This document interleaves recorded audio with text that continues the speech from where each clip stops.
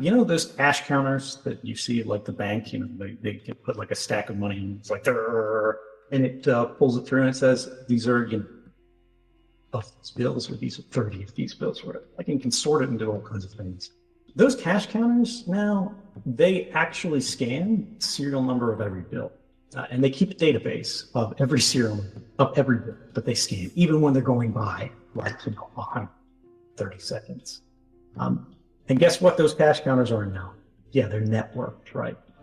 And so this is the thing. The same thing is happening to our postal mail.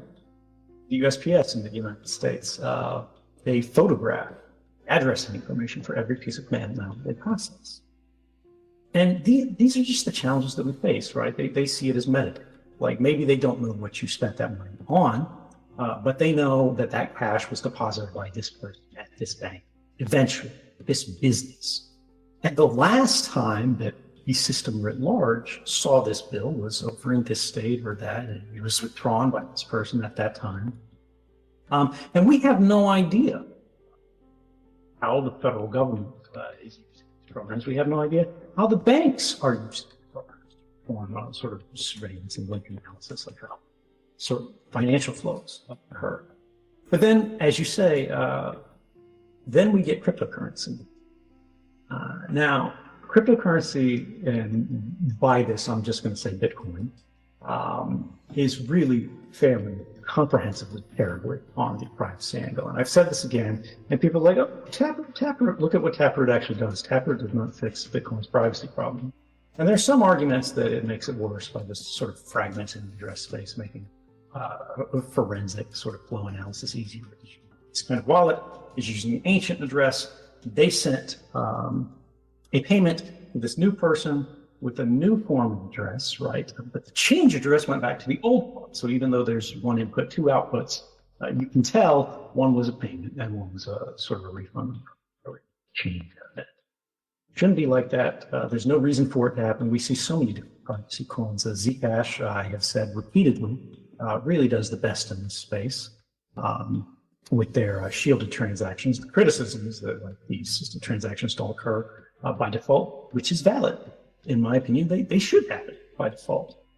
There are other cryptocurrencies like Monero, privacy code, which is having a lot of trouble being listed on exchanges broadly, which has sort of privacy by default, but it's a lower measure of privacy. They're just playing a shell game. And those shell games really don't last forever, particularly as technology does better and better. And we haven't seen legally listed in the kind of way that we want to see it done. But they're both great projects, and there are many, many other privacy coins out there. But like you said, we see exchanges starting to go privacy. That's scary. The way that you fix this, the way that you normalize this, is you make Bitcoin private, right? And I mean the main chain. I'm not talking about putting a layer 2. I'm not saying lightning shenanigans, right? You have to make the idea cryptocurrency is private by design.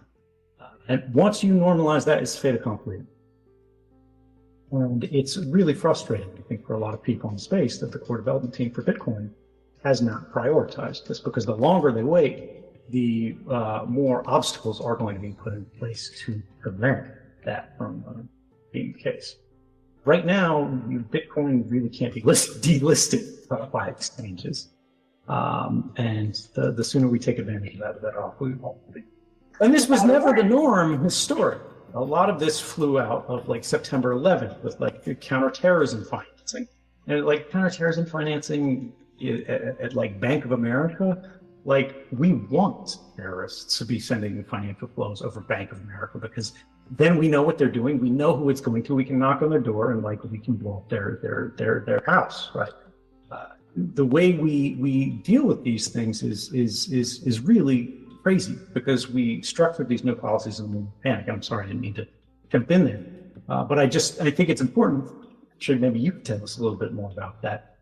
When did these things just start to change from this old paradigm things were in terms of what the government could get from banks and what they can get from them? Right? It's no longer your record, it's the bank's record. So the government doesn't need a warrant or anything like that, because the bank can voluntarily. Yeah, I mean, I think it's strategic. I think if you asked a lot of these people privately, they would all say they hate it. They would all say it's a mistake. They would all say they don't do it. But at the same time, I think a lot of these guys are not comfortable being the first to break cover, and they're afraid of regulation, right? The problem with the cryptocurrency space at the largest scale today is the people who make these decisions have the biggest stake in the system. And the system has benefited from the fact that it has not been regulated out of existence, or there's no attempt to regulate it out of existence permanently by the structure as it exists today. And so they have become fantastically wealthy. And this puts a lot on the line, right? I'm not saying they have no principles. I'm not saying anything like that. I'm saying they realize how much value there is for themselves and for everybody else who's bought into these systems by not rocking them. And it's important to remember that sometimes the boat can be bigger than the puddle. And right now, they're all afraid of being, capsized and drowned in the ocean. But there is, right now, they're in a puddle, and there's a rainstorm out there. And the puddle's getting bigger. And I think they need to understand that it's important to establish these things before the idea that KYC everywhere for everything. We move these. You take something off the exchange, and the exchange says, well, you need to identify who owns that wallet. Right? You need to identify where this came from. You need to identify, where you got these funds from, because, again, like Bank of America can do this to somebody, and they have done this since September 11th. Well, September 11th is not the precedent. That's not the world that we want to live in until the end of time. That's not going to change unless somebody makes a change. The idea of the Bitcoin protocol, the peer-to-peer electronic cash system, is the idea that we can send these payments to anyone permissionlessly. And this is true if it's in your wallet. But how do people fill their wallets? They get it through exchanges. And these guys are imposing permissioning steps that are intermediary to the transaction.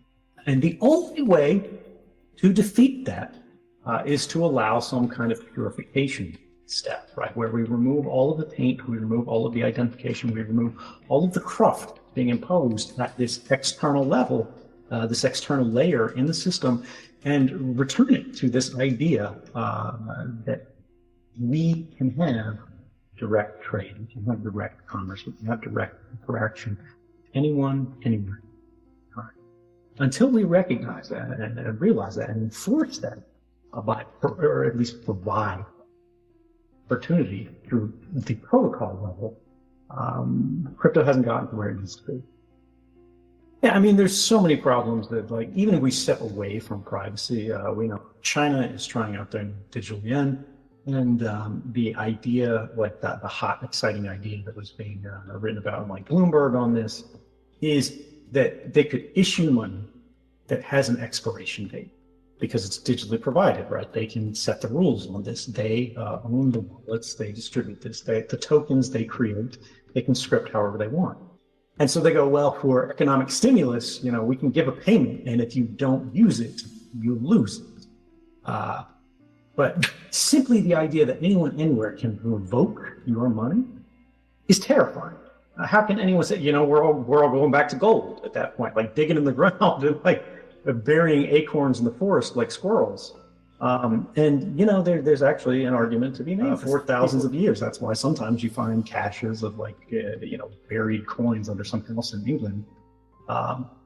It's because people recognize, for good reason, you have to be able to store value somehow that can't be confiscated, because confiscation is not always just, even if it is legal. And just to respond a little bit to the Hong Kong thing, I think that's a great point, but it also shows where we are really bad at anticipating threat, and we're very bad at scanning things. You go to the subway, and you don't want to use cash because you don't want your ticket to be associated with your card that shows you went to this protest at that time. Great, makes sense, good idea. At the same time, you're carrying your phone, and there are cell phone towers at the protest site because there's cell phone towers everywhere in the city. And your phone is associated with your SIM card. Your SIM card is associated with the telecommunications company, and the telecommunications company associates that with your payment information. The phone company still knows you were at that protest site.